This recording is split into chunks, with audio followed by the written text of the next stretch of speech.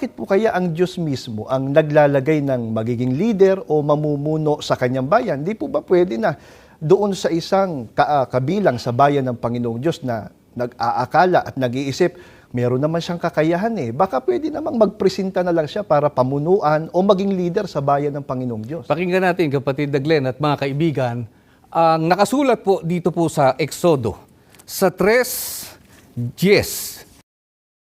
Halika nga ngayon at ikaw ay aking susuguin kay Faraon upang iyong ilabas sa Ehipto ang aking bayan na mga anak ni Israel.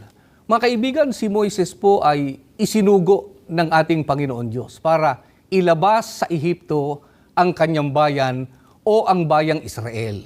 Kapatid na Glenn, hindi nagpresenta si Moises para pangunahan ng Israel para ilabas o palayain ang mga Israelita mula sa Ehipto. Ang totoo, kapatid na Glenn, ay nung pasimula ay nag-atubili pa nga itong si Moises doon sa iniaata sa kanyang gampanin ng ating Panginoon Diyos dahil nga sa kapintasan niya sa pagsasalita. At yan mga kaibigan ay mababasa po natin sa Exodo sa 4:10. Subalit palibasa nga po kapatid na Leo na ang Panginoong Diyos ang naglagay kay Moises para pamunuan at maging leader sa kanyang bayan o sa bayang Israel.